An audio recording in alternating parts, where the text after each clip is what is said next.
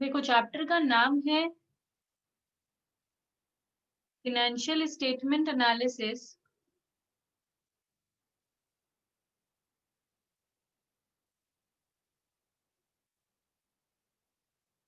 और इसमें हम लोग का टोटल 3 तरीके, देखो 2 चीज बनाने बोलता है। एक बोलता है इनकम स्टेटमेंट बनाओ, एक बार बोलता है बैलेंस शीट बनाओ। ठीक है, एग्जाम में कोई एक चीज ही बनाने आएगा, या तो इनकम स्टेटमेंट या तो बैलेंस शीट।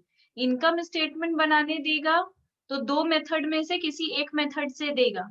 या तो बोलेगा कंपैरेटिव बनाओ, या तो बोलेगा कॉमन साइज बनाओ, कॉमन साइज स्टेटमेंट।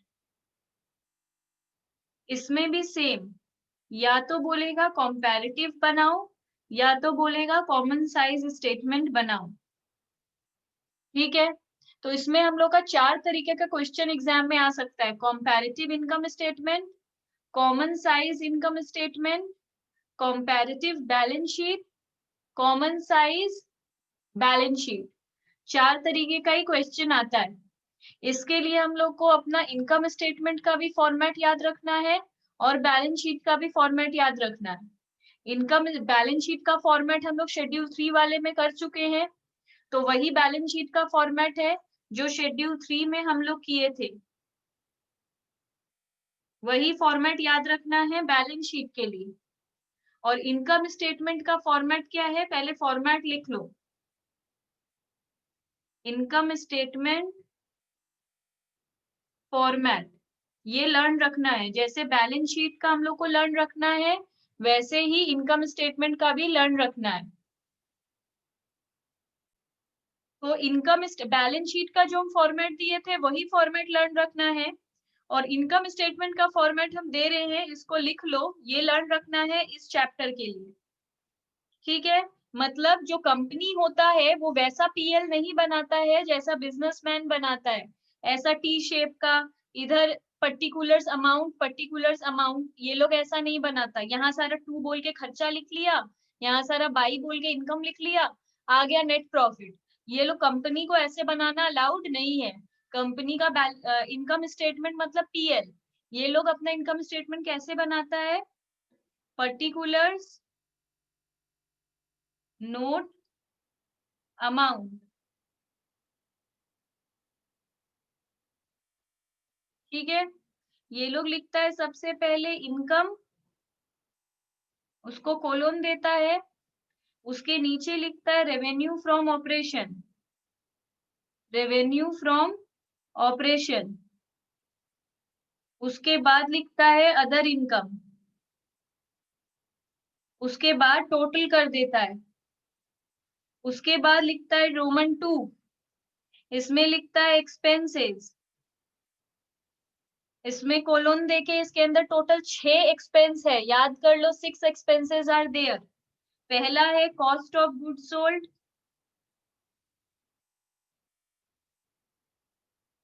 इसको कभी कभी सम में दिया रहेगा परचेज बोलकर। ठीक है, इसके बाद दूसरा होता है इसमें चेंज इन इन्वेंट्री।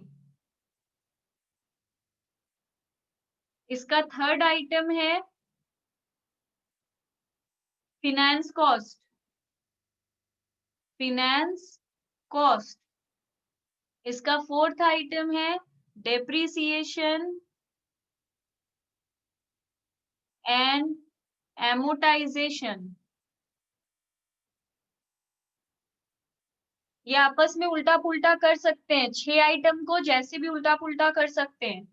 तो पहला है सीओजीएस, दूसरा है चेंज इन इन्वेंट्री, फिर है फिनेंस कॉस्ट, फिर है depreciation and amortisation.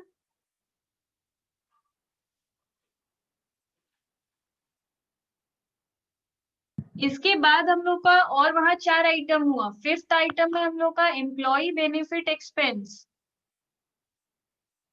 Employ benefit expense. Last रहता है अदर एक्सपेंस। इसके बाद इसको भी कर देंगे टोटल। इसके बाद आएगा प्रॉफिट बिफोर टैक्स। ये वो प्रॉफिट है जिससे अभी तक टैक्स पे नहीं किए हैं, पर है तो प्रॉफिट।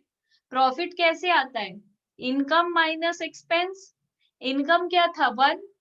एक्सपेंस क्या था? 2। तो इनकम माइनस एक्सपेंस प्रॉफिट होता है। तो इनकम का जो टोटल आएगा इधर पे, इनकम का कुछ टोटल आ जाएगा यहाँ पर वो, और जो एक्सपेंस का टोटल आ जाएगा वो यहाँ पे माइनस कर देंगे। उसके बाद इस प्रॉफिट से टैक्स दे देंगे, लेस टैक्स। टैक्स देने के बाद जो प्रॉफिट बचेगा वो प्रॉफिट आफ्टर टैक्स। तो यहाँ पे हम लोग का सम ऐसे ओवर हो जाता है। ये फॉर्मेट है, सम है इलस्ट्रेशन 11। ठीक है, आराम से देखना। सबसे पहले एग्जाम में इन चारों चीज में बोला क्या है, पहले देखना इनकम स्टेटमेंट बोला है कि बैलेंस शीट बोला है। सम में क्लियरली लिखा है कि इनकम स्टेटमेंट बोला है बनाने, और इनकम स्टेटमेंट में अब कौन सा टाइप बोला है बनाने, क्लियरली बोल रहा है कंपैरेटिव बनाओ। तो हम लोग कंपैरेटिव इनकम स्टेटमेंट बनाएंगे। तो इनकम स्टेटमेंट बनाने से माइंड में ये वाला आना चाहिए। ठीक है, अब हम लोग जो बनाएंगे वो हेडिंग में लिख देंगे, कंपैरेटिव इनकम स्टेटमेंट। ये सब बहुत क्लियर बताता है कि बनाना क्या है। ठीक है, हम लोग को इसका फॉर्मेट भी पता है, पर्टिकुलर्स, नोट, नंबर, ओ सॉरी, हम लोग को अच्छा, पर्टिकुलर्स। अब इसमें बोल रहा है कंपैरेटिव बनाने। कंपैरेटिव का फॉर्मेट क्या है? पहले लिखेंगे पुराना, देखो 2 साल का सम दिया हुआ है, एक है 2019, दूसरा है 2018। पहले लिखेंगे पुराना वाला मतलब 2018, फिर लिखेंगे नया वाला 2019। कुछ लोग पहले 2019 लिखते हैं फिर 2018 लिखते हैं, कोई बात नहीं है, बुक से बुक वैरी करता है, टीचर टू टीचर वैरी करता है। जिसको जैसे लिखने का मन है लिखो। हम पहले पुराना वाला लिखते हैं फिर नया वाला, वैसे कोई बात नहीं है, पहले 2019 भी लिख सकते हैं फिर 2018, पर इधर पे लिखना पड़ेगा एब्सोल्यूट चेंज। तीसरा कॉलम होगा एब्सोल्यूट चेंज, और इधर होगा परसेंटेज चेंज। ये इसका फॉर्मेट है, किसका फॉर्मेट है? कंपैरेटिव का। ये कंपैरेटिव जब भी बनाने बोलेगा ऐसे बनाएंगे। ठीक है,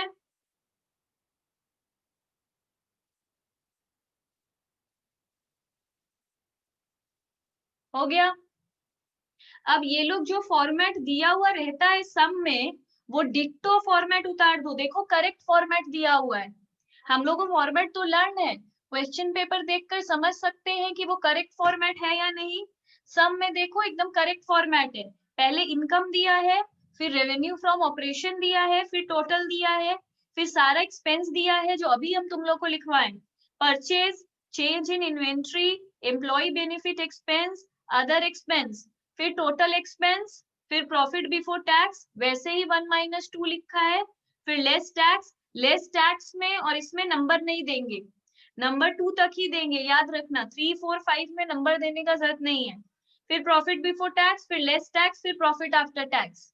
जैसे लिखा है एज इट इज एग्जाम में सब में उतार दो। तो तुम लोग अपना उतारो देखकर, हम भी उतार रहे हैं। इनकम, उसके बाद रेवेन्यू देख देख के लिखो, हम भी लिख रहे हैं।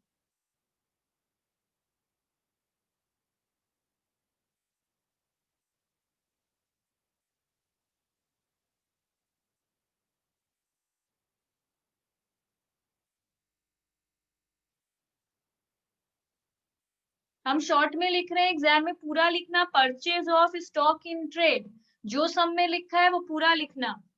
Change in inventory of stock in trade, फिर एम्प्लॉय बेनिफिट एक्सपेंस, फिर अदर एक्सपेंस। हाँ, एग्जाम में नो शॉर्ट फॉर्म, हम बार बार बोल दे रहे हैं। टोटल, फिर प्रॉफिट बिफोर टैक्स, फिर लेस टैक्स, फिर प्रॉफिट आफ्टर टैक्स। ठीक है, अब 2018 में जो अमाउंट दिया है 2018 में बैठाओ, 2019 में जो अमाउंट दिया है वो 2019 में बैठा हो।